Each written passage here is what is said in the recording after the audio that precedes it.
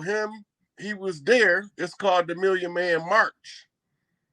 The reason why they had to do the Million Man March, because I'm not going to participate if you niggas not going to get together for something. Y'all got to just stand together one time for something, and I'll tear this bitch up till they give it to you. And nobody wasn't standing up. They all got an excuse. They all after their own bag. They ain't doing nothing for the community. Everybody doing it for selfish game. I don't want no bunch of motherfucking selfish, self-centered, entitled ass feel like they got something coming to them. No. You don't. You got to earn your keep, or you don't need to be here. So when they had the Million Man March, that was a massive alarm system alert. That means that even the dirty Moors forgot what the fuck was going on. Even they got this shit wrote down on the logs in the motherfucking Masonic lodges. And still forgot how to undo the shit. Because they can't read their own fucking code. They got half the keys. They call it broken keys, missing keys.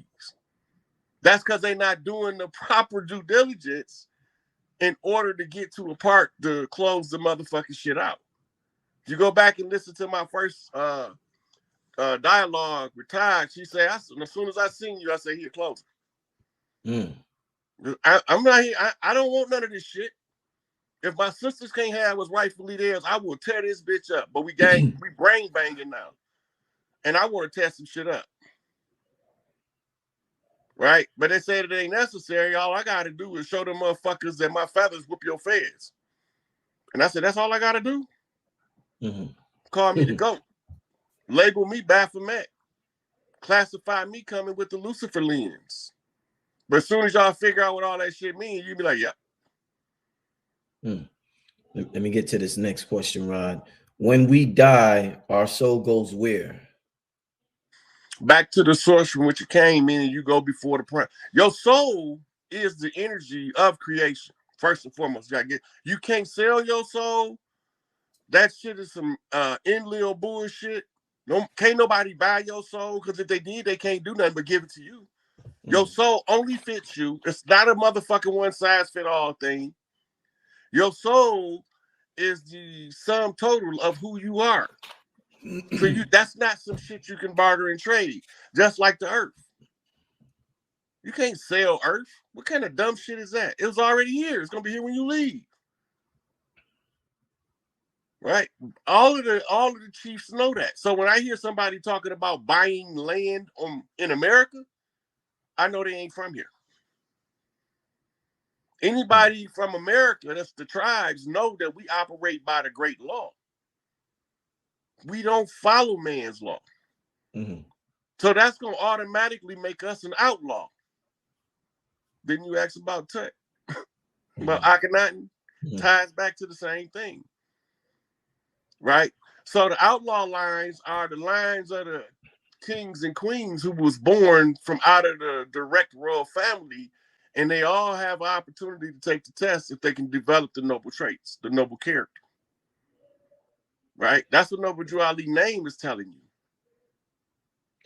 Who is Michelle? Because people are asking about Michelle. If Obama was the clone of Akhenaten, is Michelle Queen Ty? I don't fuck with Michelle like that, dog.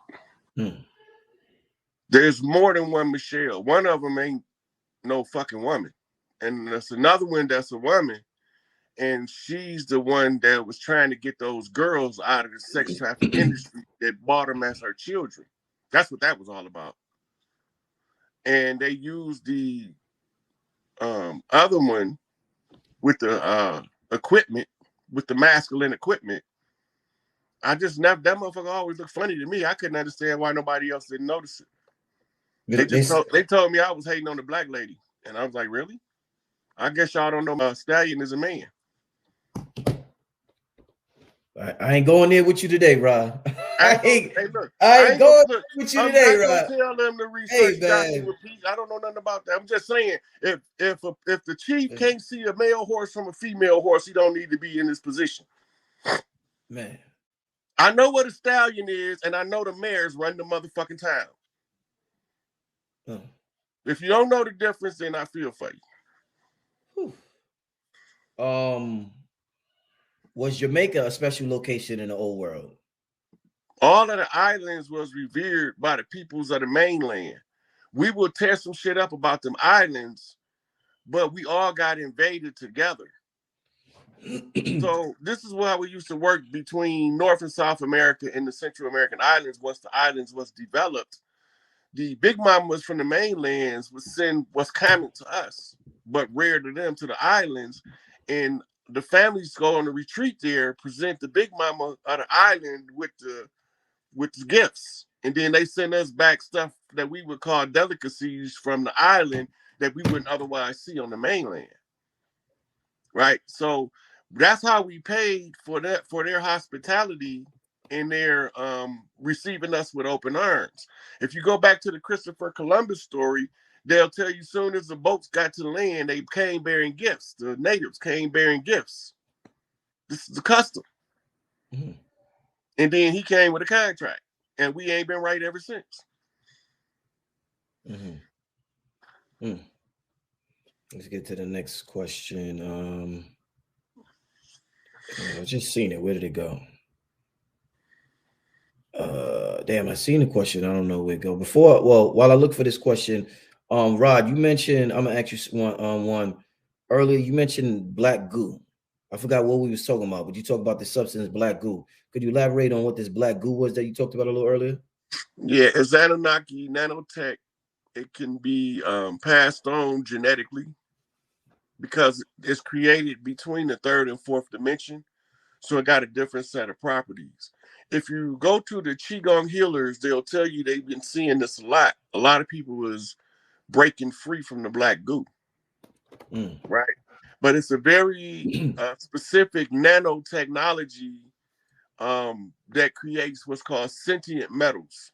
And they come in and they ride on your DNA. And that's how they keep you from accessing your chakras. But now the solar rays is designed by Enki that when the human body starts going into the Aquarian cycle, the black goo will start to lose its potency on the human being because we're starting to upgrade in our power. It won't work no more. We in the process now where before the energy healers couldn't see it. Now they can see it. Okay. Let's get to a super chat question. Are you familiar with the concept of creating your astral pyramid? That the same way the Bible talks about a mansion in heaven. So it's not a pyramid. Your astral, what he's talking about, it's the same as Metatron's cube. That's your Merkaba. Merkaba, okay. Yeah, I thought it was right. That's your Merkaba. That's the energy ship for you to travel to other galaxies and universes when you leave the physical avatar of the body. You have to use your mind to create the Merkaba in order for it to transport you. Remember, I was telling you in some places you could think of the blueprint and tell the metal to do it, and it'll just form it. It kind of work along the same principles, but you designing your own light ship. It's made out of bending rays of light into conscious mind with the conscious mind tapping into the subconscious. Okay, let's get to the next question. Okay. Has Rod ever heard of Kimberly and Gauguin from Life Force? Gauguin from Life Force. I don't know. I can't say I have. The name written looks familiar, but I be reading so much stuff until it comes to necessary. Like 2 days from now, I might remember clearly who she is. I mean, it had been a while since I accessed that information, but consciously off the top of my head, I don't know who she is, but the name looks familiar. Okay. Can you talk about the Serpent Mounds in Ohio? They ain't just in Ohio. Those Serpent Mounds are sacred centers of energy to harness certain spiritual essence by the clans whose blood sink to those mounds.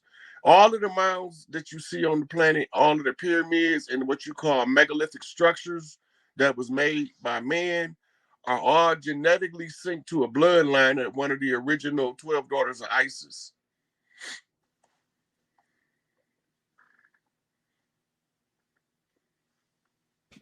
Okay. Let's get to the next question. What is your take on Rashad Jamal? That's divine insight. Reincarnated Jean Baptiste Dusable. No, not Dusable. He was Tucson Overture.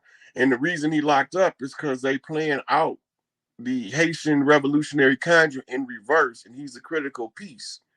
So if you go back and read the Haitian revolutionary conjure and you overlay his life with Tucson, you understand why they had to lock him up before they release him. It's because you have to close it the same way you opened it. That's because everything is in cycles. So you got to wait until the alignment of the stars and the energy of the earth meet to a certain position to exit. So when you leaving out, you see the mirror of what you saw going in.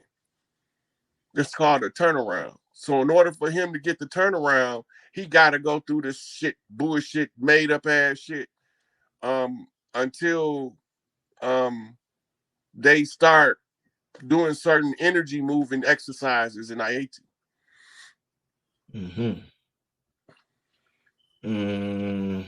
Let's get to this question. Is there a link between the Gullah Sumerian goddess and the Gullah Geechee of the Carolinas? I wouldn't say it's a direct link, but they could be bloodline relatives, but I don't know if the name is betraying that. Because Inky had children with multiple earthborn women all over the planet. And that's one of his tribes that's in the land of Tahuti, is the Gullah Geechee. And you got the Gullah Geechee, the Getty Geechee, the Gullah Getty Geechee. They're all different tribes, but that's telling you they point of origin. I don't remember reading about the Gullah Sumerian goddess. So I have to go back to my tablets and review that in order to give you a definitive answer if they're related. Okay, next question. What are rainbows in the sky? My daughter always sees them before me. Rainbows in the sky. Those are refractions of light from the mist and the rays of the sun um, reflecting off the water in the atmosphere.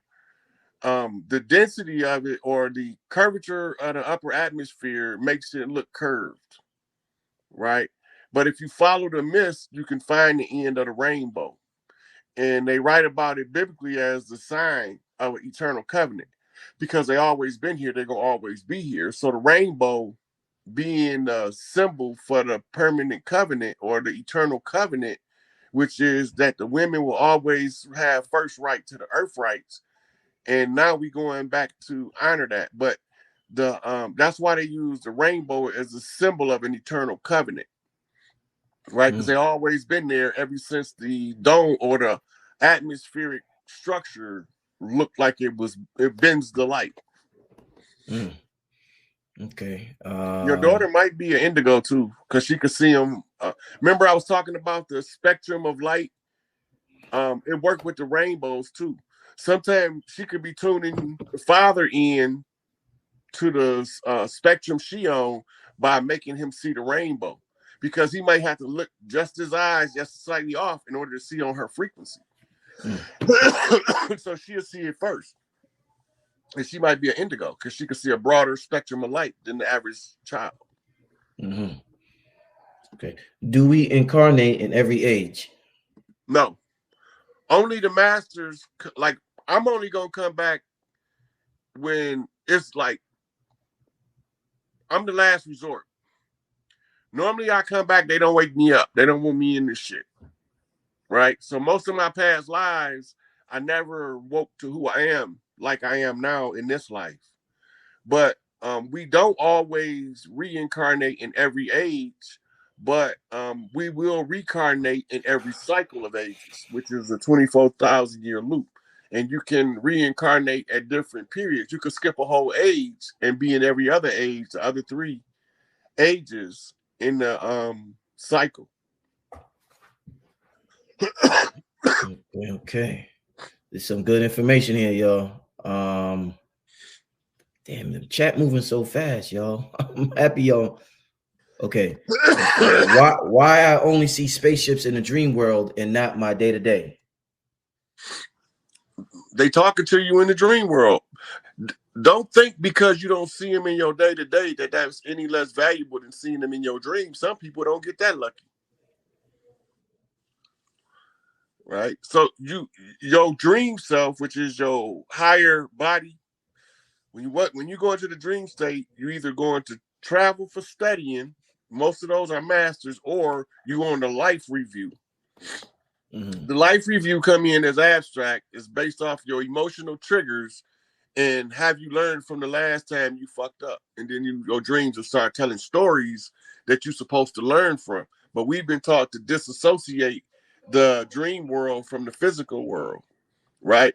But the spaceships in the dream world is the same as seeing them in the physical world, technically, because they're between the fifth and the fourth dimension at that point, which means in the 3D world, they just out of your visual spectrum of light.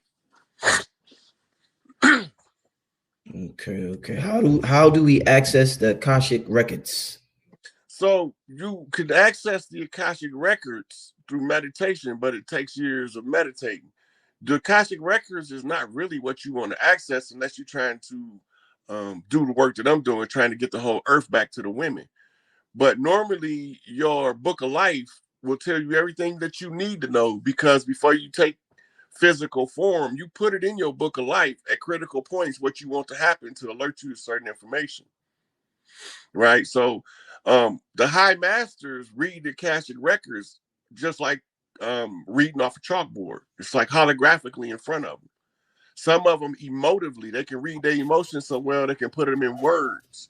Those are called poets. Mm. Wow. What is the purpose of twin flames, Brother Rod? The twin flames is really it's really no true such thing as a twin flame. But you got what's called a promise, which is your counterpart that's you made the agreement with to aid and assist you in finding your balance in the earth realm so you can get your faculties and remember who the fuck you is. The twin flame drama has been, with the so-called woke movement, drawn completely out of proportion, highly distorted, and it also causes people to neglect their shadow work because they're looking for somebody else called a twin flame to come do it for them. But you're supposed to be soul groups. You come in a soul group. Your soul group emerged from the essence that you emerged from at the same time you did. It's like giving birth to twins, but only through different people on different parts of the planet. Or they could be in the same part of the planet, but you might not meet them for years to come. So when you feel that draw to them, that's why they call it the twin flame. It's like a mirror flip. Okay.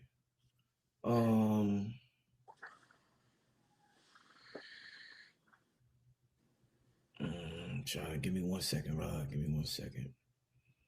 All right. Can Rod talk about Haile Selassie and Rastafari? Haile Selassie of the Earthborn. Malachi wrote a book called Haile Selassie the Christ, where he gives his whole lineage. And the reason he did that, so he can prove that Haile Selassie wasn't from Enlil's in line. Once he proved that he wasn't a so-called,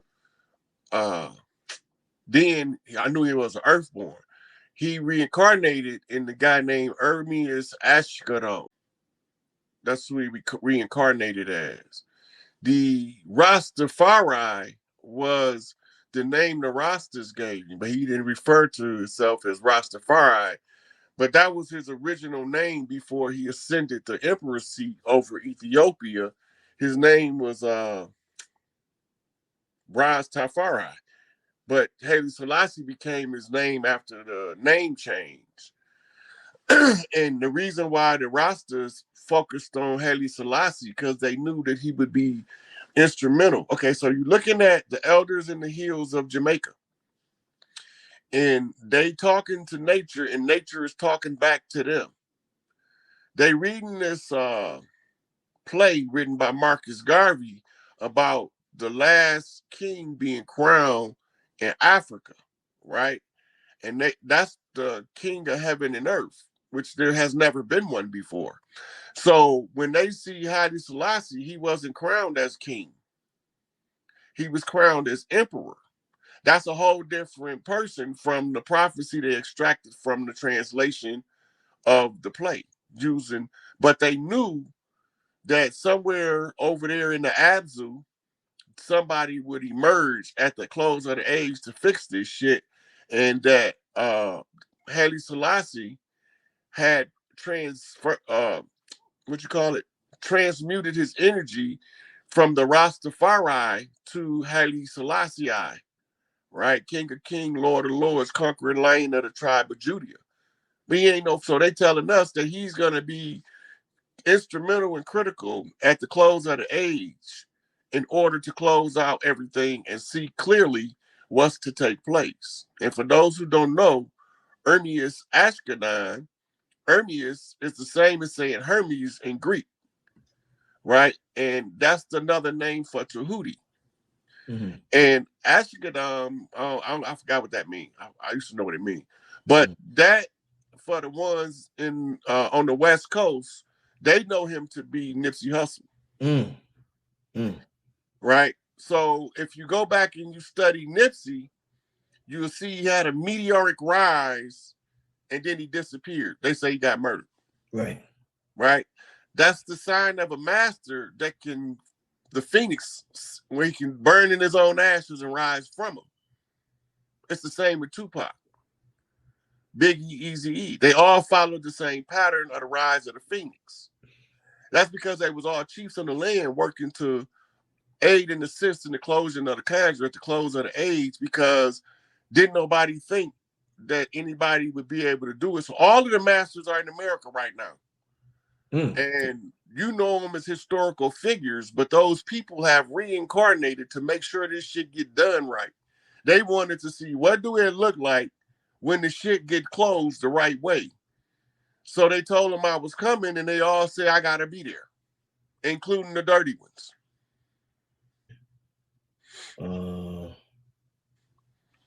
And who told y'all Dick Gregory was dead?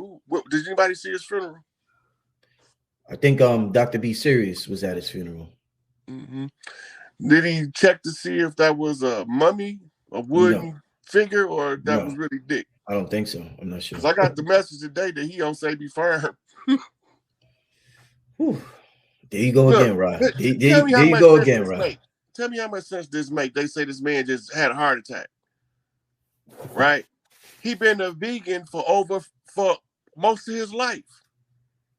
So he don't got no plaque build up from polyunsaturated fats from eating bovine meat and pork.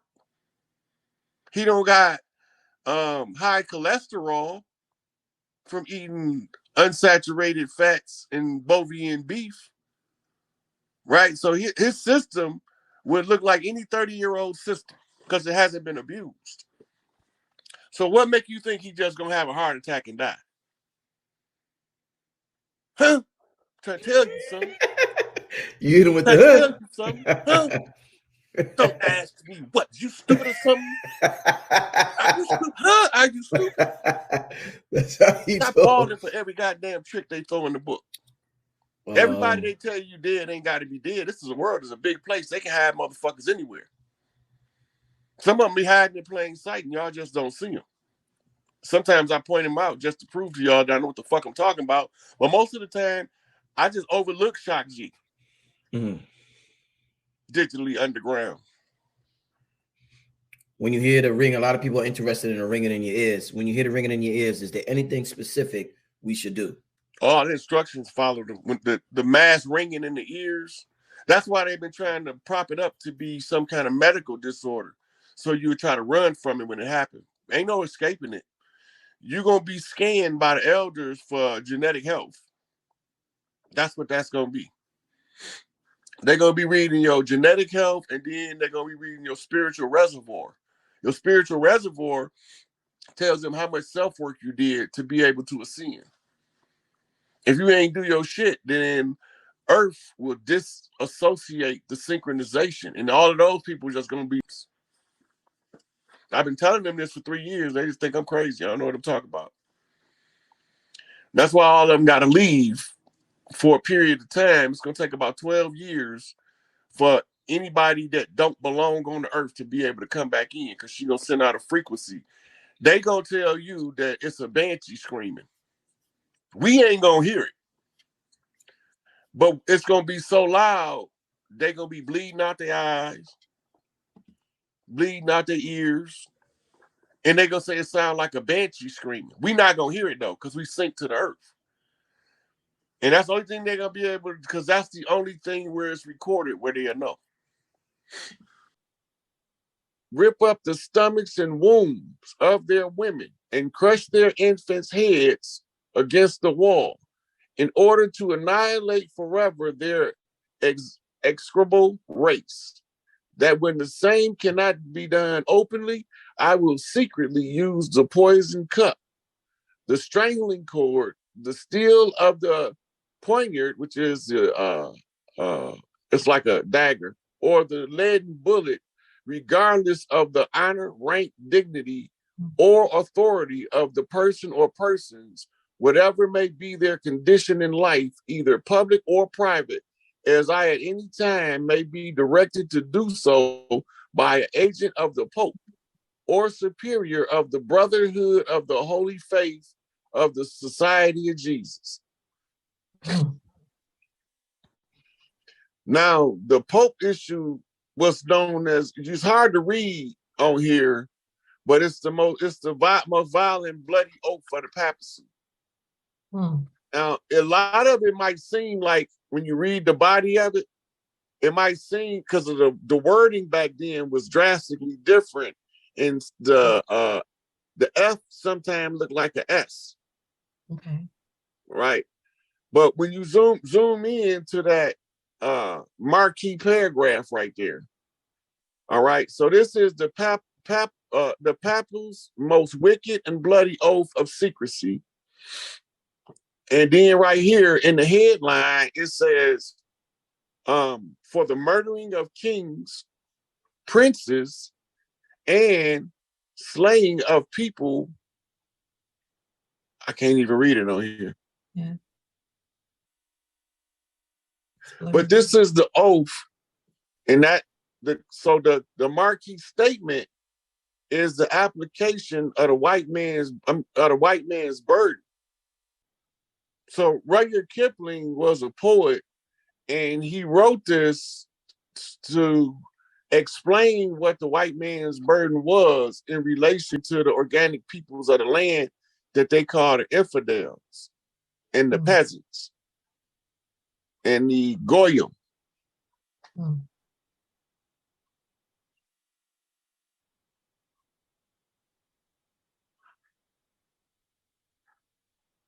He was a good friend with Cecil Rhodes. And Cecil Rhodes, Rudyard Kipling, was good friends with Cecil Rhodes. Cecil Rhodes was given the army by, I think it was the Dutch, to settle the Congo, settle the African Congo. That was part of the scramble. See what them dudes in the barrel? That's it. So this is a poetic description of the white man's burden. In order to understand the white man's burden, you need to know who in the hell is a white man. Right? Because when they first came over here, they was melanated beings, but they called themselves Dutch, Portuguese, French, Englishmen, conquistadors, which were Spaniards, and they called themselves blackamoors. Right? So right here, zoom in a little bit more, Elder. This is a Black's Law definition of a free white person or a white person in law, right? It's a free white persons referred to in Naturalization Act as amended by Act of July 14th, 1870, has meaning naturally given to it when first used in First State 103, Section 3, meaning all persons belonging to the European races then commonly counted as white, and their descendants, including such descendants in other countries to which they have immigrated. It includes all out the gate, more or less intermixed with people of Celtic, Scandinavian, Teutonic, Iberian, Latin, Greek, and Slavic descent. It includes Magyras, Lapps, and Finns, and the Basque and Albanians. It includes the mixed Latin, Celtic, Iberian, and Moorish inhabitants of Spain and Portugal. Those are conquistadors they talking about. When they say Moorish inhabitants of Spain and Portugal, this is your conquistadors, right? Hold on, I gotta find my spot. Right here, the mix. The mixed Greek, Latin, Phoenicians, and North African inhabitants of Sicily. For those who don't know, after the wars with Hannibal, they exiled all of a sizable portion of the melanated population to the island to try to stamp out the Etruscans, which is the Moors in Italy, right? It says, and the mixed Slav, which means slave, and Tartar inhabitants of South Russia. It does not mean Caucasian race. Caucasians are white people. It don't mean Aryan race. Aryans are Hindus, Vedics, or Indo-European races, right? Indo mean ancient Europeans. Neo mean new Indo-Europeans. Nor the mixed Indo-European, Dravidian, Semitic, Mongolian people who inhabited Persia. This is the ones that they passed off as the $5 Indian, right? A Syrian or Asiatic birth and descent will not be entitled as becoming a naturalized citizen of the United States as being a free white person. So now they told you exactly who they is. Now, if you know who they is in history, you know who they are today. It's a clear as day that it does not mean Caucasian race. It does not mean Aryan race or Indo-European races, nor the mixed Indo-European, Dravidian, Semitic, and Mongolian peoples who inhabited Persia, which is the Middle East. A Syrian and Asiatic birth and descent will not be entitled to become a naturalized citizen of the United States as being a free white person. Everybody else is by default subject to be classified as black. And black is a chess term, right? So type in on the Google, who moved first in chess? The pawns. You can move the knight though. The colors is moved by color. Oh, okay, all right. Oh, shit. The white always go for. Unless you're playing roster chess, you can turn that shit around. Yeah, Attack the attacker. Yeah, right. Alchemical.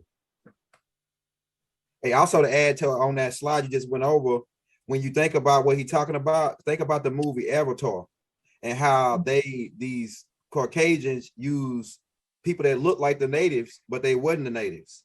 They came right, they looking like this. Avatar suits. Yeah. That's what the movie is about.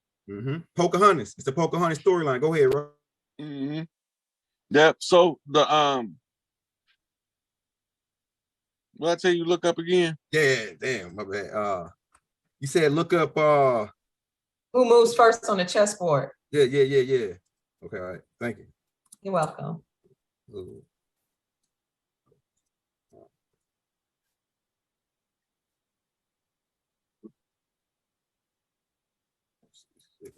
Glasses on, though. White man. Ah, shit. Oh, right. Wow. Read what it say. Damn, they went hard on that. In all international and public chess matches. The tournament, however, it is the rules for the first player to have the white man. Damn. Thus, there was a growing consent that white should move first. What? Wow. That's Okay, crazy. now look, type in Moors and say Moors playing chess. This they game. They figured we would never learn how to play chess on their level. They got me fucked up. My children are all chess champions. Go ahead. See them? Yeah.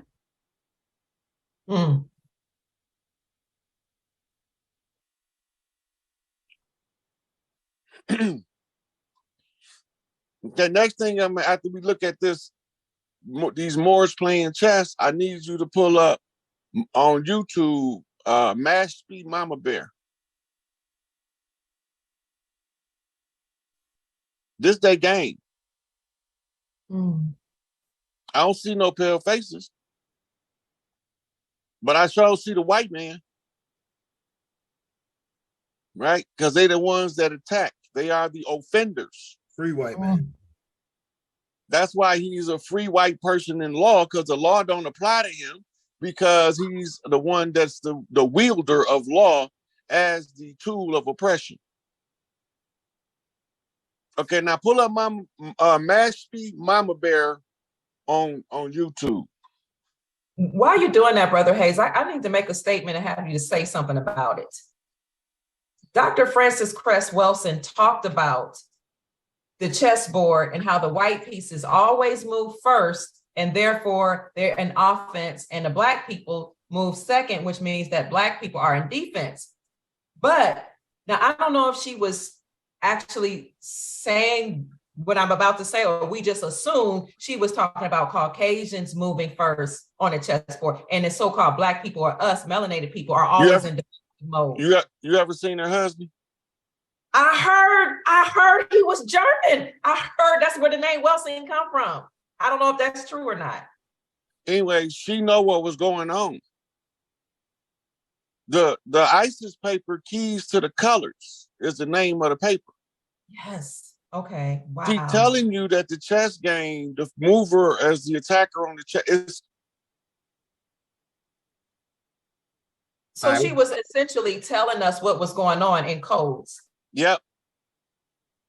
All you had to do was know how to match the keys up. Thank you. Thank you. Decolonize your mind.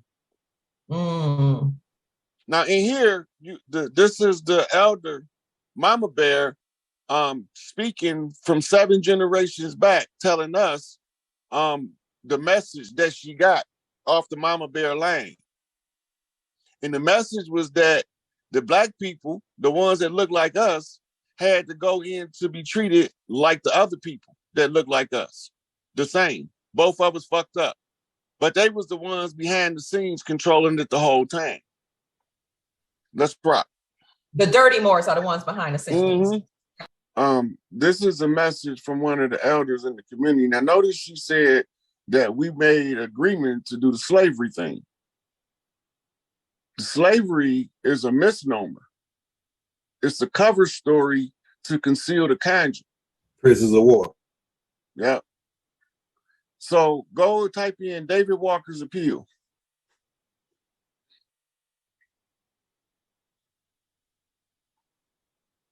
You said we, as in the indigenous or the organic people of the land, agreed to slavery? I'm gonna explain to you in 1 second. Okay. Yeah, Africans that were brought over here. Okay. No, it wasn't Africans. It was organic people already over here. Yeah, prisoners of war. Hey, Rob, what you want me to read on this one? Pull up the book cover. I want to show them what book to get for what I'm about to talk about.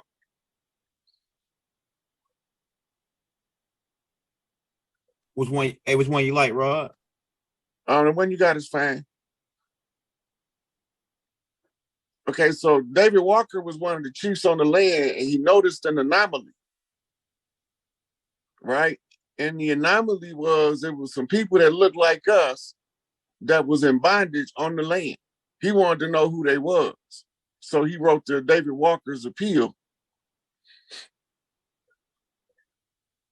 This was the first of the chiefs to launch an investigation into the different brown-skinned people over here that look like us, but wasn't us. That's what this is all about. This is the discourse of one of the chiefs. He put it in the public domain for the rest of the chiefs to get it. Now, Dr. Pruitt just asked, did we volunteer to go into slavery? We went into a conjure war.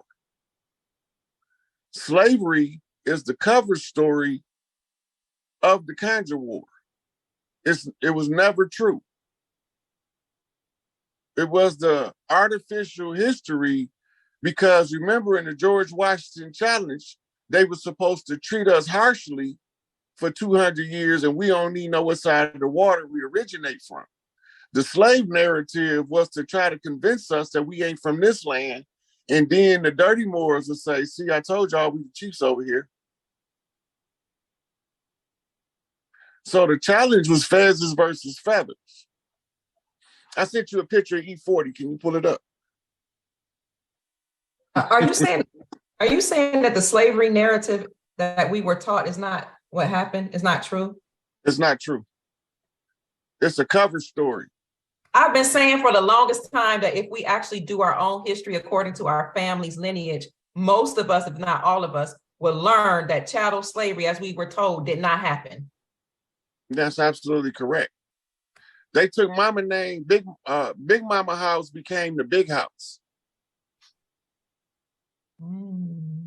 Yeah, I got one of their phases too, bro. I gotta add to that collection. You know what I'm saying? Them clowns that know about the mounds. You know what I'm talking about?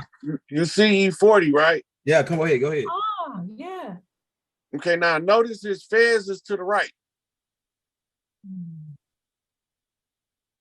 Right? Where's his tassel? It's to the right, ain't it? Mm-hmm. Mm-hmm. That's because he bumped the Moors for the fez. And the one that he bumped for the fez was high ranking. He was a king. That's why he's wearing the lion pelt. Gonna come into America is your reference. When you say bump the Moors, what does that mean? Okay, so the chiefs is paired up in a debate of knowledge, of culture, morals versus dogma. If he don't fall for the dogma and stand on his moral principle, he can't be deceived. If the Moor failed to convert him, then he bumped the Moor for the feds. If the Moor convert him, the Moor bump him for the feathers. Right? So the rule was for him to be exposed at a high level, he would have to do what's called peacekeeper duties in the community. So when you go to the Bay Area and you ask about 40 water, right? Utmost respect. He's passed off as a rapper. Mm-hmm.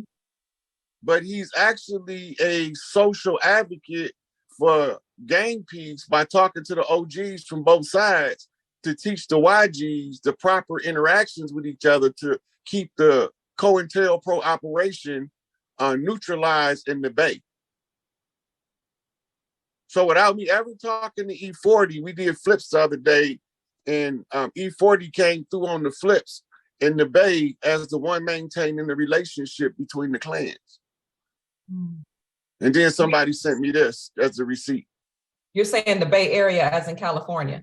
Yeah. The Bay, okay. Yeah.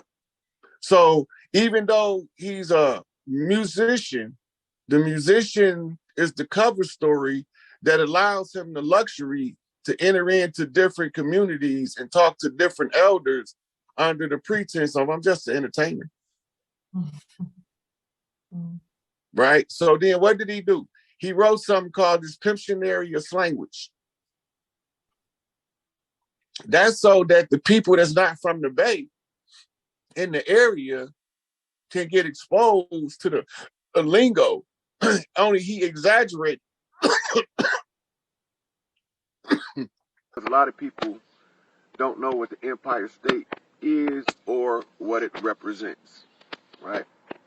So we had to find a way to make the imposters reveal who they are, right? So they can't keep it a secret. Everything they have to do it where they leave us an opportunity to discover the condition we in. In legal terms, that's called the right to discovery, in legal terminology. So in the right to discovery, the prosecutor charge you with a case, and he's telling you under this, and then they give you the right of discovery. Now, discovery is when the prosecution reveal evidence that they have pertaining directly to the case. Now that they got to reveal this to you, the information that's tied directly to the case, you can get a chance to see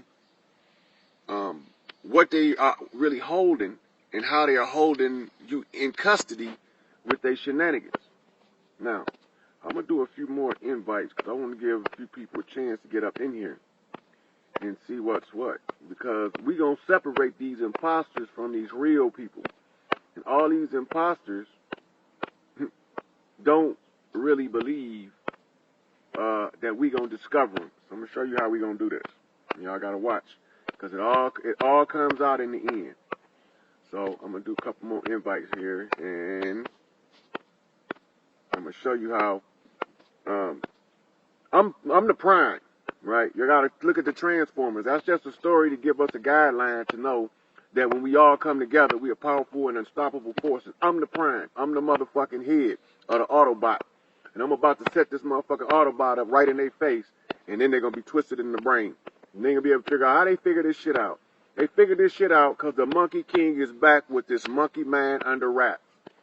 So, go to the Nazca lines for your beginning. The Nazca lines going to tell you a story. And they've been trying to figure out the Nazca lines for years. For years. I'm not going to tell y'all what they is right now, but I'm going to point out a couple of symbols in there. One, you see the phoenix bird. And for two, you see a monkey. The irony is the particular monkey strain that is not from South America, it's from Africa, or what we call Africa today. And in the process of looking at the Nazca lines, that's telling you something. So now, what do you connect this to? You connect it to, as the sun shine in the east, even unto the west, so shall the coming of the Son of Man be. What do that mean? Well, the sun rises in the east and sets in the west. So when you look at the symbol of the monkey, if you go to the east, you'll find Sun Wukong in China, you'll find Hanuman in India, the east. Then it sets in the west. And you got this monkey in this Nazca strip to show you that the sun also sets in the west. So the whole thing about the Nazca lines is they are a sign for a specific time. From there, you go to back to your historical record. Now, when we talk about historians, over here we have a historian on YouTube named Dane Calloway.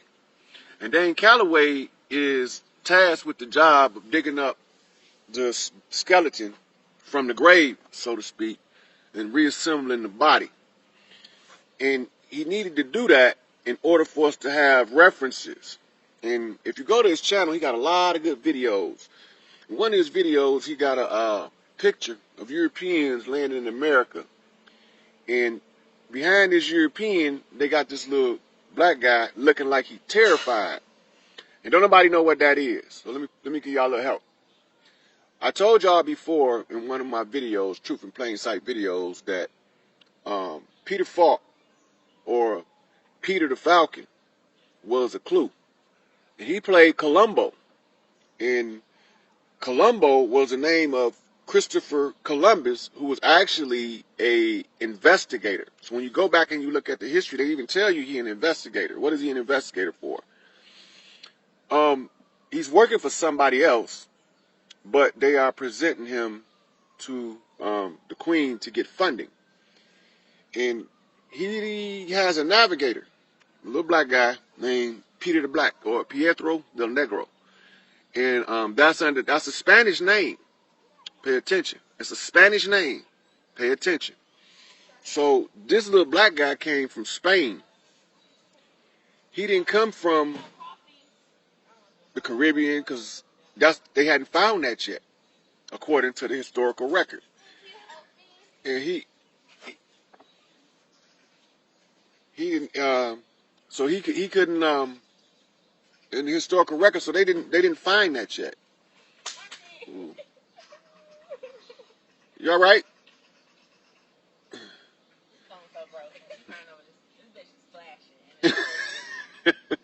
Okay. So let me get back to this. So yeah, they ain't know he know what's real.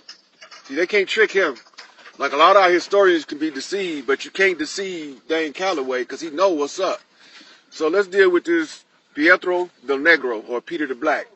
Peter the Black history is pretty obscure for some reason. Why they don't want us to know who he is? Because, you know, they always got a habit of hiding the history. So it's ironic that Peter the Black was the navigator. What do that mean? He was the star reader.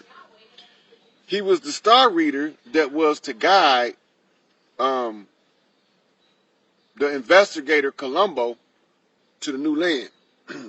Now, they told y'all about a new world order. They didn't tell y'all that we've been under the new world for hundreds of years, since them suckers landed over here and we lost the war. They said that this was the new world. So all of this old American colonial garbage is the fault of those hidden hands. Now, we see I'm going to give you an example of a hidden hand, because don't nobody think that we can ever figure this out. Point a couple things out. World War II, Adolf Hitler, they said he was the wickedest man that ever lived. Not really. Not even close. He didn't kill more people than Stalin. He didn't kill more people than Lenin. He didn't kill more people than Mao. But mind you, they all getting out the imposters for this time, because we needed to have it where when we make this move, we don't fail. So Adolf Hitler in Mein Kampf, there was a story that he's telling about a lady that turned on them, that turned on the Reich. And this lady that turned on the Reich was found dead in the woods, and above her head was a note pinned to the tree.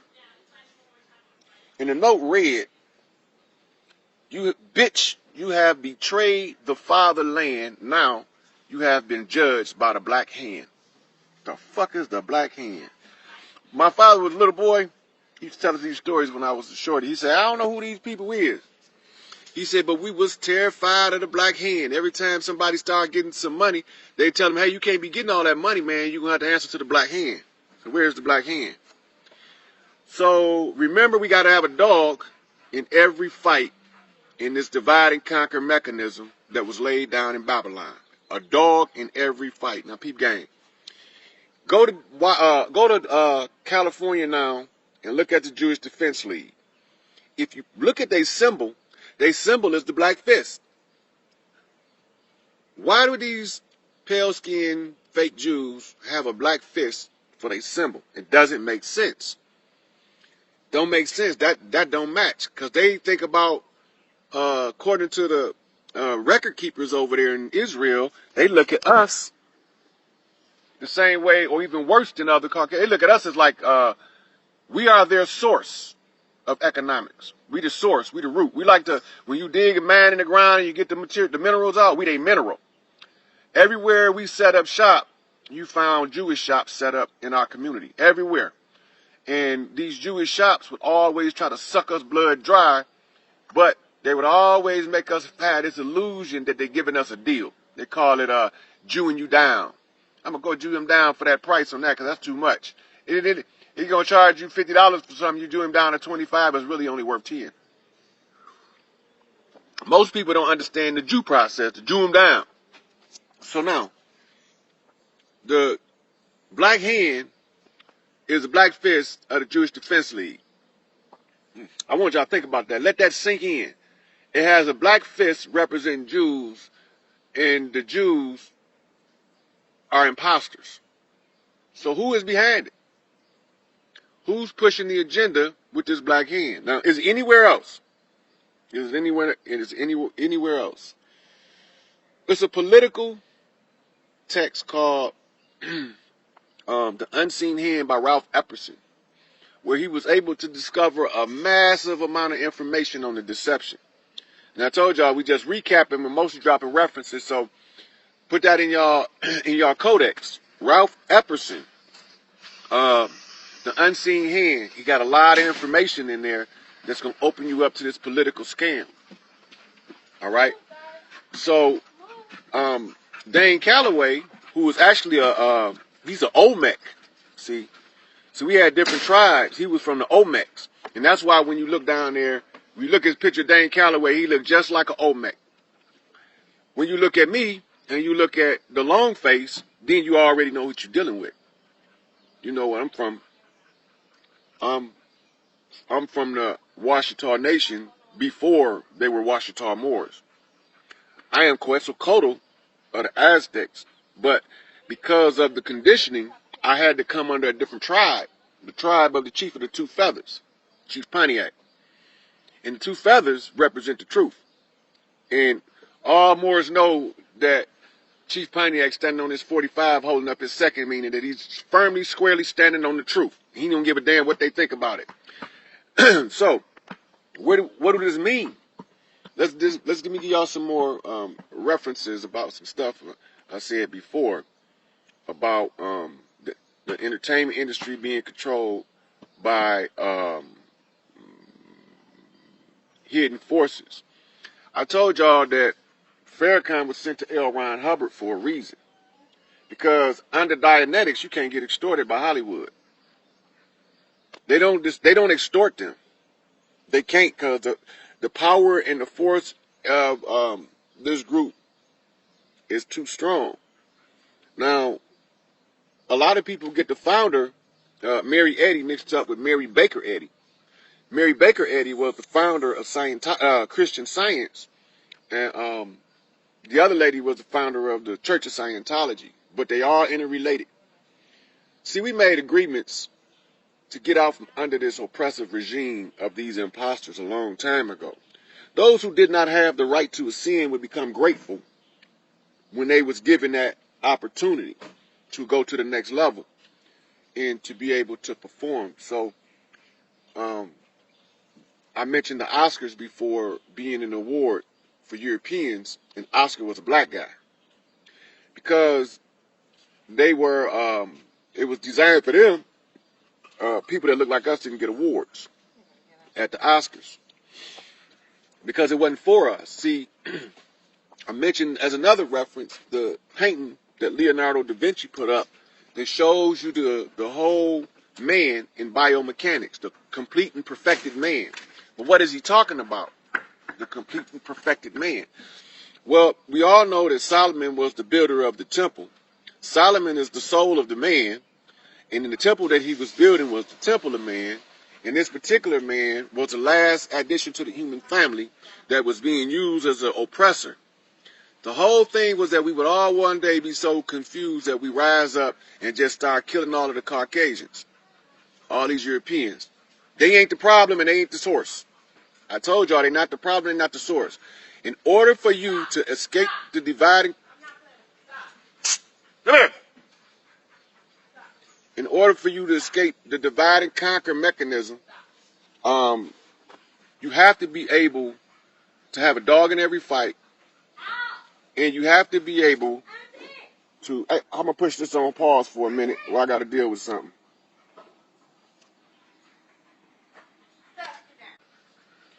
All right, so we go back to the structure, and we go back to the references. Everything is discoverable if you know what you're looking for. Everything is discoverable. So we got to put all the pieces together. So we got somebody in every fight. We got a dog in every fight. I want to go back to Noble Drew Ali because don't nobody understand how he started a whole different organization, right? He started a different Moorish organization. Go back to the beginning, it was called the Moorish Zionist Temple of Islam. The Moorish Zionist Temple of Islam. Now, who in the hell is them people and where are they at today? I don't know. What happened to Noble Drew Ali? We had a meeting in the Travel Lodge years ago.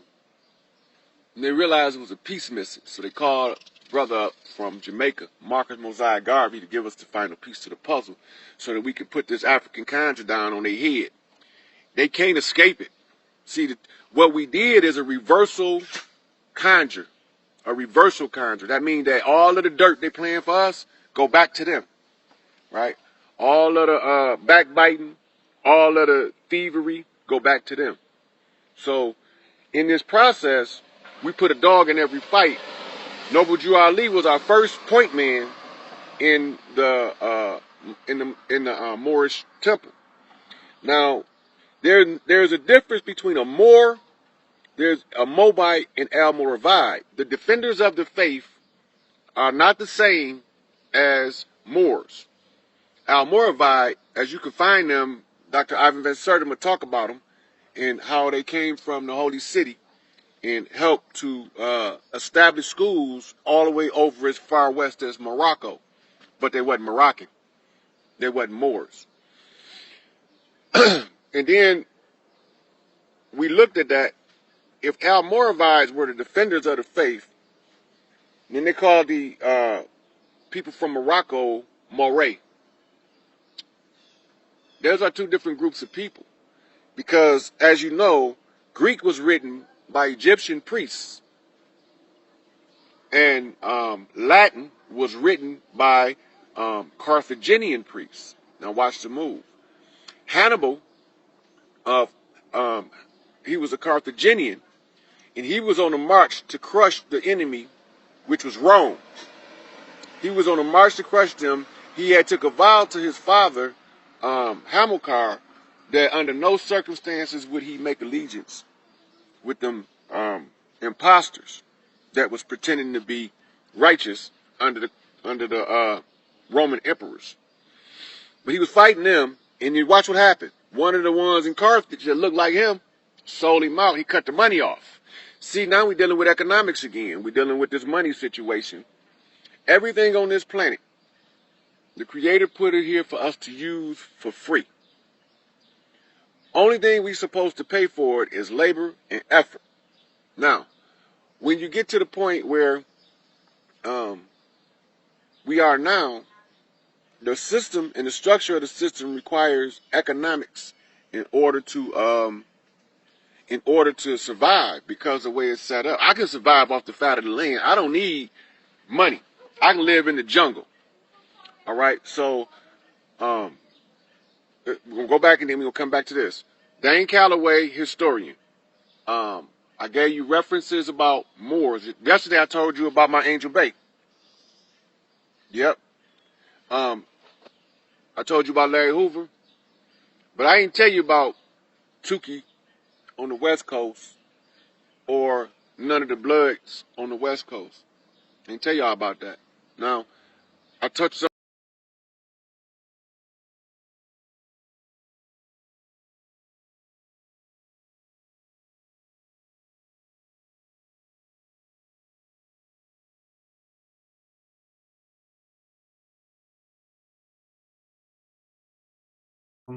Son, John. Hey, now you notice the sign is upside down. You think that's an Yeah. accident?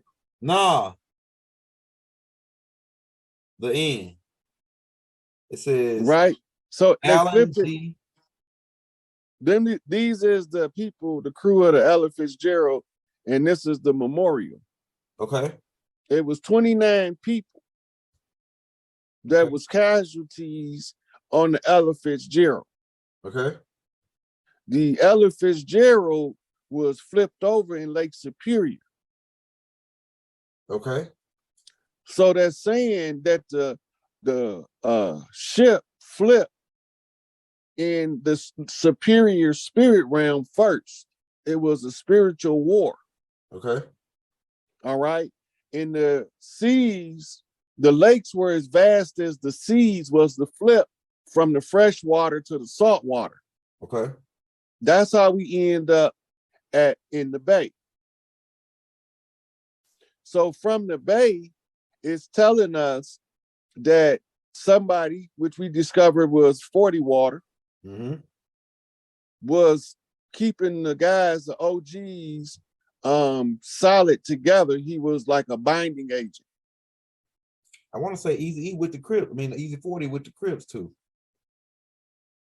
But he connected. I'm not sure. I'm not sure if he. I don't know if he is a Crip. I know he connected with the Crips though. Yeah, he connected with all of them because in the bay, for what they saying he's doing, he's being a peacekeeper between the clans. Okay. Right now, remember, blessed are the peacemakers, for theirs should be the kingdom of heaven. Right. Yeah. So we're looking for a peacemaker like 40 water, but we're looking for somebody that he's working with that would be considered his OG. Man, it's got to. I'm trying to think of who they could be though. That's a. And this red dude, is he hiding in the background, or do we know it's? Can we we seen him before we do it? I don't know yet. I think it's Farrakhan. I'm just following the signs, and the signs is unraveling what it unraveled. I think it's a Farrakhan now. E40 on the Farrakhan now. I don't know, man, because Farrakhan a little feisty though. So no, when she says set it adrift. Did they tell you? It's the more. Go to the search bar. All right, right here. We come back to the video. Okay, all right. Go to Google search bar. Yep. I got you. Under images, type in Moorish sacred drift. Oh shit.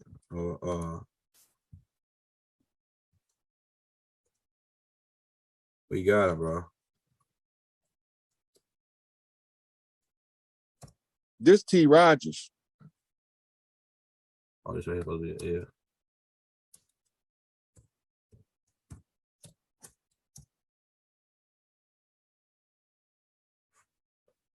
You see it? What you need? It's right gonna there? be a book. Put book behind it. Right here. Here you go. Right here. Is it Peter some Sacred Drift? Yep. Right here with Double Jew Ali on the cover. Mm-hmm. All right, I got you. Let me blow it up. Man, you be giving us some good books every time, bro. Hey, shit that I ain't never heard of. I went to a library, bookstores there. I ain't never seen the books you be talking about. Somebody like you be giving me some good shit. Like this book, I ain't never heard of this book. I got a lot of books. Man, Sacred Drift. This right here got to be some high power alchemy right here. What the hell is going on here, Rod? Yeah, it is some high powered alchemy. This is called a knock from the past. It's a message from Noble Drew Ali that was carried by one of his students into the future on his behalf. Okay. In order to get the secrets out into the public domain. You see his hand? Yeah. I have a right. Right. But it also also with no glove on. Okay, yeah, that's right. Right. The right hand reveals the secrets in the public domain. He's talking about Michigan. Okay. The right hand of God. Yeah, that hand, yeah. Right hand of earth. My bad for cutting in. But that scroll up to the names. Scroll up to the names and see what they say. Peter LeBron Wilson. Okay. Now, the first thing I noticed about that name is what? It say Lamborn. Yeah. Who wrote the book of Lam? Baba. Who gave the prophecy of the book of Lam? Elijah. Okay, this is already documented, right? Yeah. So Peter, meaning father, right? Mm-hmm. But Peter was told in the Bible, on this rock, right? Yeah. I'll build my temple. Uh-huh. Right? Uh-huh. Now, we know in the lodge that the rock is the stone that the builders rejected. The cornerstone. Becomes the chief cornerstone. Chief cornerstone. That's right. Right? And this is Will's son. Will's son. That's right. Let's do it. Right. But here's the kicker. Believe it or not, Will's son is my father. Okay. Go ahead. My grandfather's name is Will. Okay. And that make my father Will's son. That's right. Let's get it. Peter, the one who knows about the book of Lamb, is born to Will's son. The father was born to Will's son. This is a message from Noble Drew Ali, standing between both pillars, Joaquin and Boaz. Severity and mercy on the straight up 45. That's right. That's an upright man revealing the secrets to the public. This is instructions from what to do from Noble Drew Ali to me through his students. This is called reaching into the future. What's this sword right here in the ground? Like, well, all this stuff down here. Those are different symbols that goes to the rulership. That's King Arthur's sword. Okay. My father's name was Arthur. Go ahead. Right? So you got to pull the sword by having the blood. Okay. You get the blood from the motherland on the red house, which is the red roses. Mm-hmm. There's 3 red roses because you need 3 sisters to bless you in. Mm-hmm. They got like a ghost or somebody in the background watching them in the future or something with the Sphinx in the background. Why Noble Drew Ali got the desert and the Sphinx in the background? Because he came across the burning sands. Okay, yeah, with it.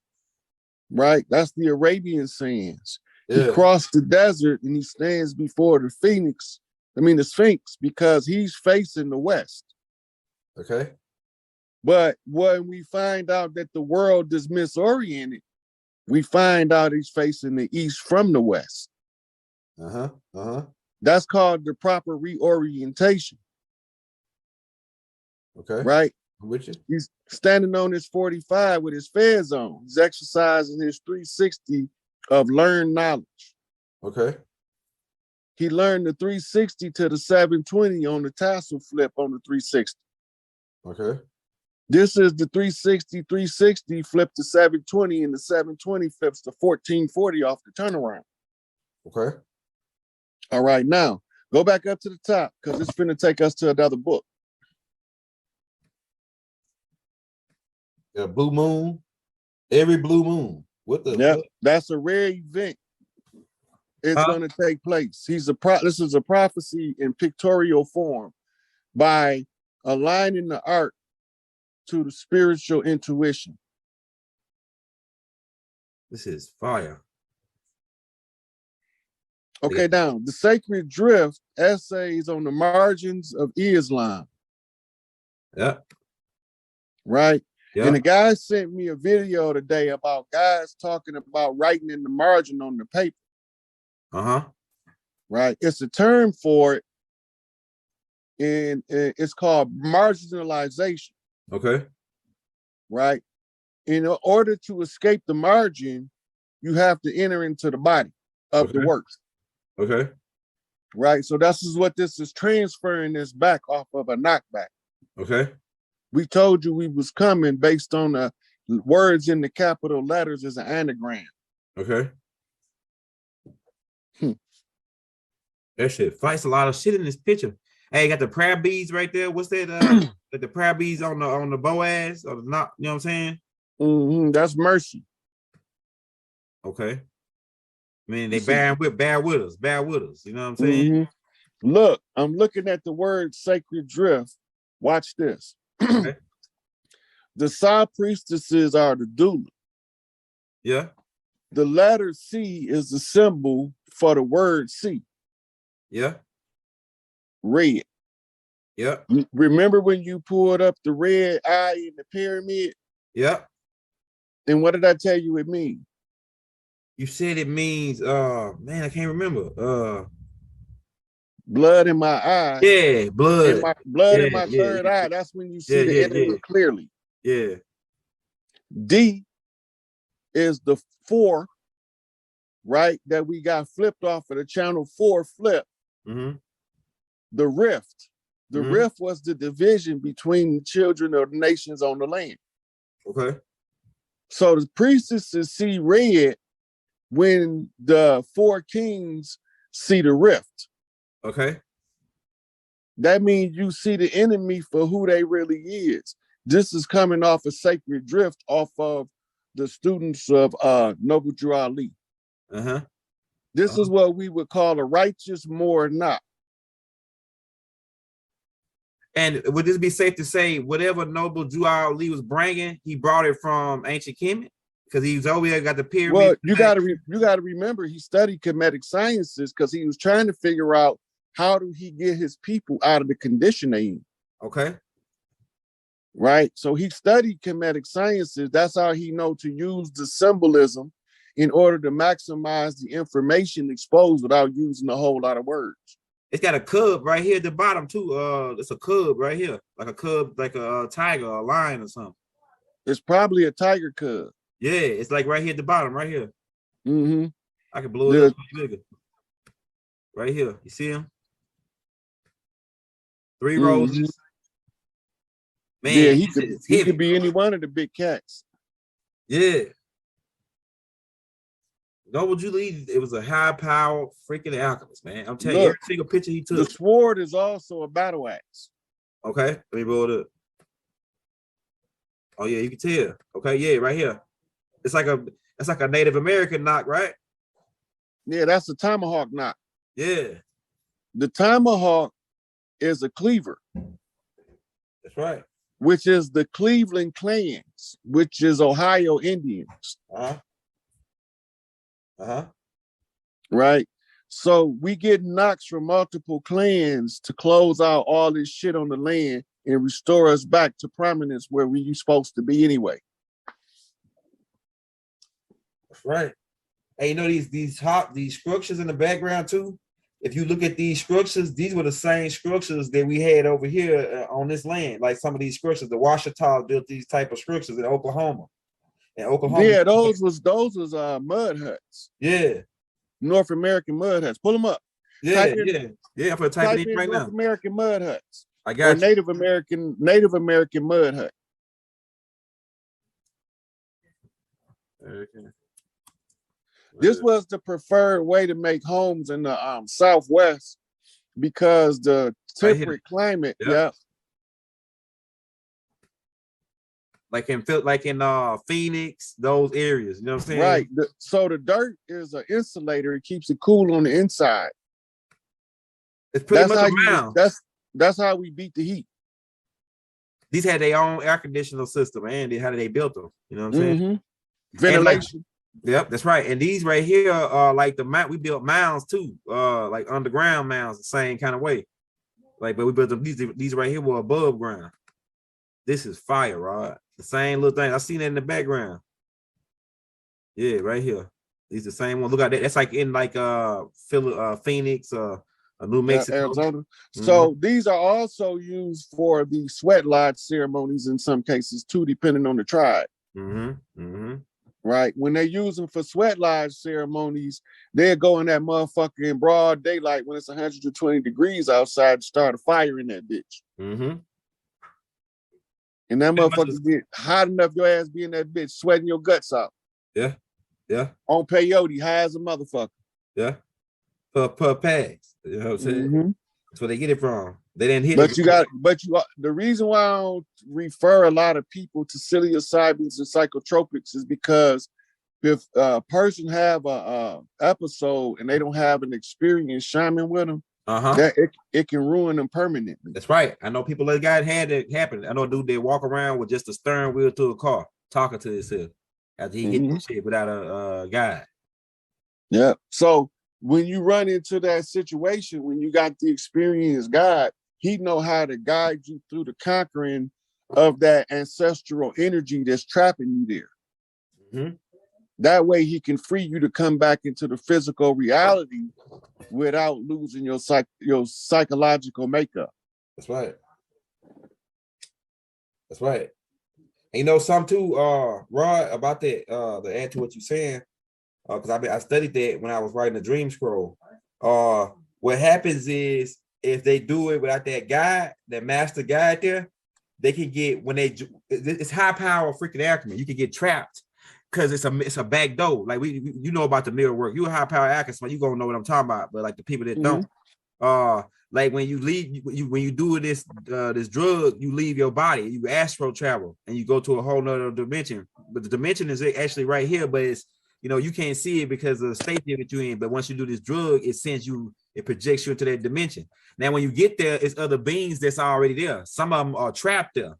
And what they would do is, if you ain't got a guide to keep you, because what happens if you go there and you got fear on you, these beings can sense it in this dimension, and so they'll come to you and trap you in that dimension, and then they'll steal your body, and they'll come back, and then you will be a whole different person, and they'll think that it's you, but it's really a being that stole your body from when you were doing the drug, because you went in there and you got fear on you and you went with a master. If you see, like, high power alchemists can do it by themselves. They can go in there and they can come back out. Like my brother, he was doing it by himself, and he did it a lot, man. And to one point, he said that one day he was driving. There's only one thing about that a lot of people don't understand. Go ahead. When you have a walk-in like that, that's called a temporary walk-in. It's rules to that shit. That's right. Right? And this is what makes you lose your mind. Because if they come into your physical body while you're in an altered state, they alter your brain chemistry. That's right. So when you come back to yourself, you got an altered brain chemistry. They probably couldn't even do shit with your body. Yeah, they assimilate it. They just assimilate it. Baba explains it like they assimilate their ideas into your brain frequency. That's a full walk-in. Yeah. The full walk-in can only come in to suicidals. Hey, go ahead. They had to be so disenchanted with life on Earth that they're willing to leave by any means possible. They normally go out as a walk-in. They walk out and another one walk in. That's a trading of a soul contract. That's right.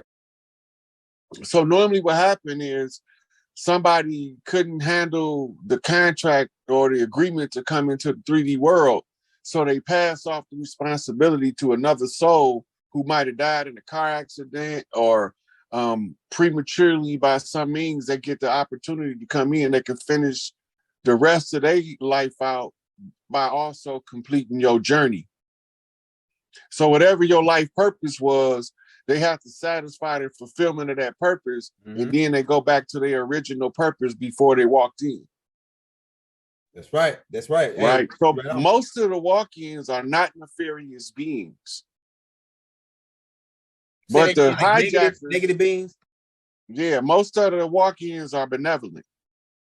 They just somebody that's trying to finish up the agreement before they was rudely interrupted by external forces. Okay, let's get it.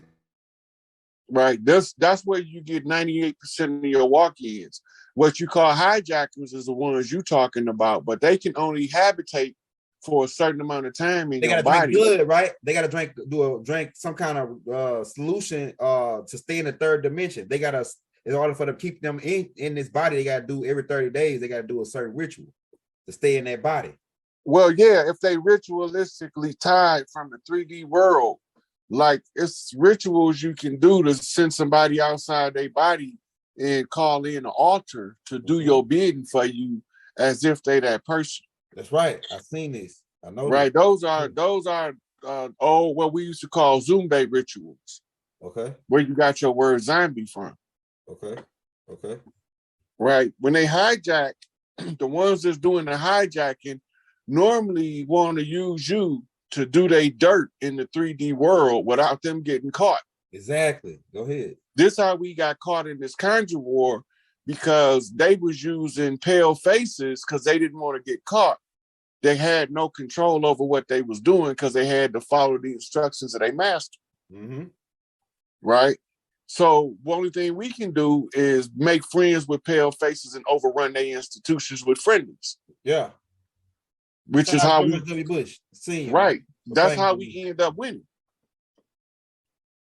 We couldn't win. We could go back to the book. I got you. Find another book. I got you. We're going back right here. We was on this one. I think we was on this one. I think that's the one we was on. The one you at now. Okay, let's go to the next one, right? Yeah. All right, here we go. The forgotten slave trade. The white European slaves of Islam. We don't want to talk about that though, dude. Go ahead. We just only want to talk about niggas with slaves and white people came out the caves, conquered the gods, and put them in chains. Make that shit make sense, Alder. What they talking about? Right. If we start watching the long game, this is what we gonna find out. These motherfuckers came over here slaves. Right? And then they start using them to block us out of the institutions. That's how they shifted their position in the society. Once they shift their position in the overall society, now they standing in the background. Anybody give them any problems, they murder that nigga. Wow. Nat Turner, Denmark Basie, Gabriel Prosser. And the list goes on and on of the ones you don't even know put up a resistance. They don't tell a lot about the slave rebellions or the insurrections in the prison camps because they don't want that to be part of the culture. Us constantly waking up and uprising against the tyranny of artificial legal fiction that's operating in a de facto capacity, pretending to be our government, pretending to give a fuck about us, but all the time they economically raping us, they socially destroying us, and they literally are taking the future and from our kids by corrupting what our kids learn. What our children learn from the master keeps them in a perpetual servant mentality. Right? Let's go to the next one. See, all of these is they references so they can learn more about what really went on with the slave trade. Get a real grasp of it. Get a real good part of the picture. This is what the CSA where thousands of Irish people sold as slaves. The answer is yeah, because the Irish was fighting the English, and the English don't look like they look today. They look like light-skinned Negroes. They the ones who was running this operation. So when Baba say we was getting punished by our sins, not for our sins, what was the sin? Exactly. What was done to the pale people first, you think we gonna get away without paying for that shit? Exactly. That's what I said. And my mama say sometimes the good got to suffer with the bad. Because one bad apple will spoil the whole bunch. But if you dump out the whole basket, you can find which ones ain't spoiled. Rinse them off and put them back in there and go about your merry business. So when all of the baskets got dumped out, right? So now it's time of the harvest where we take the good apples and leave the bad ones. Okay. Right? Go to the next one.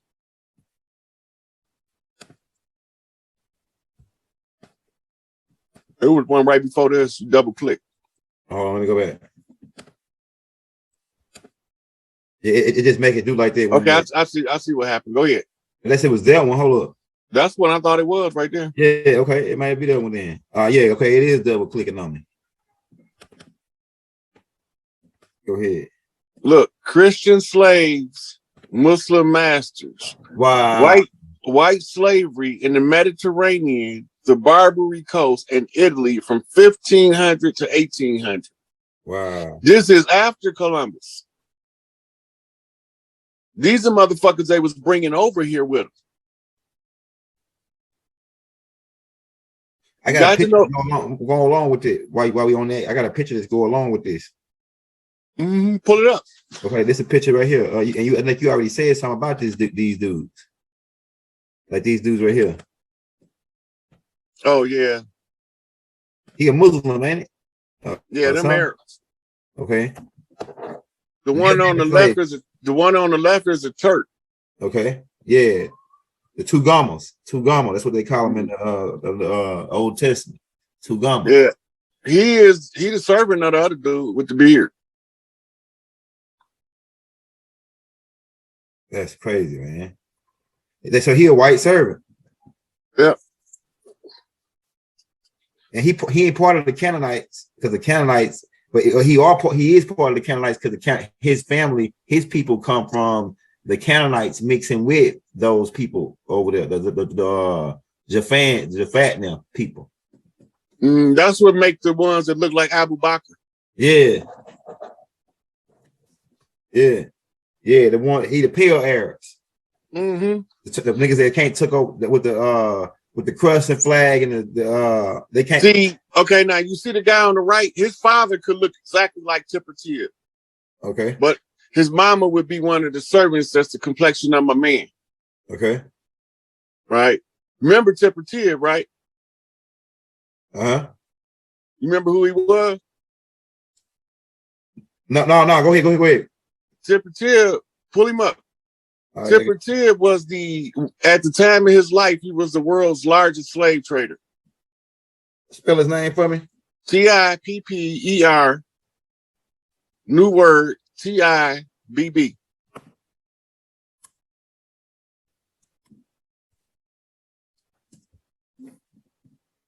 Hold on, let me make sure I spelled that right. Spell it again. Tipper. Yeah. Tib. BB. Okay, all right, yeah, that's how you spell it. I think I got this dude in there too. There you go. First and second picture of him. Let me save it in there because he part of this whole what we talking about. All right. Now he was from Northern Africa, and he traded African slaves to Europe. That was his business. What? Hold on, we're finna get this cat. The ancestors finna get this nigga, man. We're finna wake him up out of his grave and hang it. Yeah, so Baba got him in a couple of scrolls telling us his history, and it's a black guy that's wrote this big ass book. The book is red. I can't think of the name of it, but it's something like Muslims' contribution to the world. He got a section in there on him too. Check that out.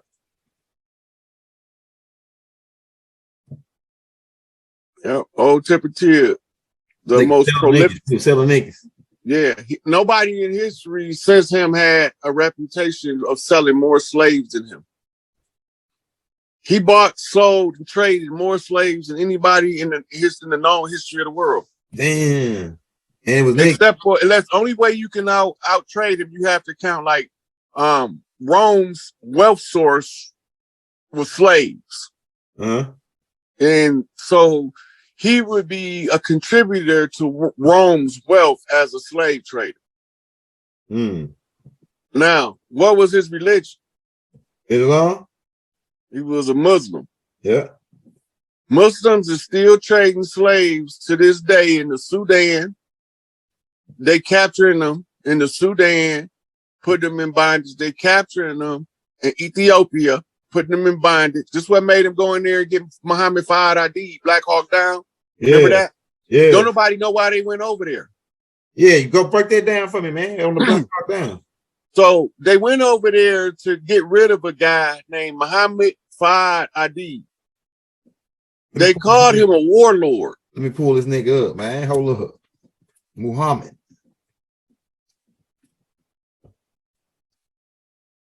What's his middle name? FHAD. His last name ADID. FH. You should see it in the drop down. Muhammad Fahd ID. Muhammad. No, he ain't up there. It ain't spelled right somewhere. Yeah, ID. What's the last part? ID. ID. Yeah, ADID. ADID. Okay. Put Ethiopian warlord behind it.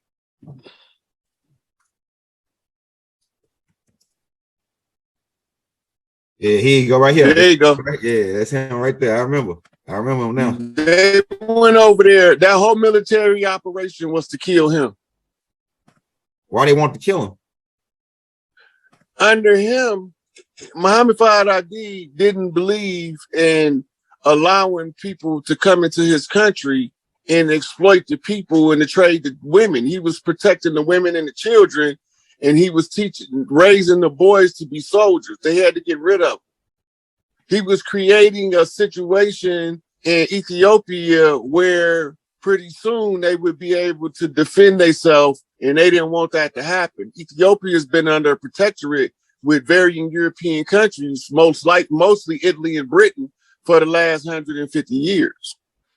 This guy would have got their independence. That's what he was fighting for. Now, if you notice, he looked like somebody else, Anwar Sadat. Anwar Sadat was the last Egyptian pharaoh from Egypt that was an Egyptian. You remember? No, saying that? no. Yeah. They built a pyramid structure to him in his memorial. You remember what happened to him, right? No. He was assassinated on stage by the Mossad. What? You know who the Mossad is, don't you? Yeah, that's Israeli CIA. Yeah. Now you know who run that, right? What you got? I got ideas, but you know, the Dirty Moors run that. All that shit going on over there, the Dirty Moors run that shit. That's what I was gonna probably say too. That's they shit. Pull up assassination of Anwar Sadat. Oh yeah, we gotta get this. It was live. I think Baba got that in the book. Baba got that in the book. Yeah.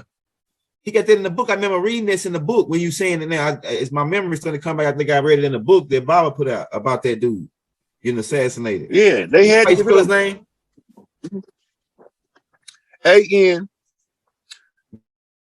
ANWAR. His last name Sadat, SADAT. Shout out to Sadat X from the Brand Nubian, by the way. Yeah. Let's save him, man, because I'm gonna do research on this guy. Let me save him. Yeah. So the reason that he would have had peace in the Middle East in the upcoming months before, if he would have lived, it would only took him about another 6 months to solve all of the Middle Eastern conflicts from Egypt. There you go with a fez on. Oh yeah. So what? He was from? They couldn't have that, huh? He's from Egypt. Yeah, he's Egyptian. Nigga look like a damn. He don't look like no Afar. And he looked like. I mean, yeah, you can say he's Egyptian, but he like the Ethiopian type Egyptian. He ain't like the Afar. Yeah, this right here. Oh, I don't think that's him in the picture. Old picture when he was younger. I'm gonna show you what he. Okay, like this a picture. It's a picture of him when he older right here. I got you right here. All right, so this nigga don't look like no. Like he do look like the bloodline because that's how he looked like King George looked. King George looked just like this. And you know who else looked just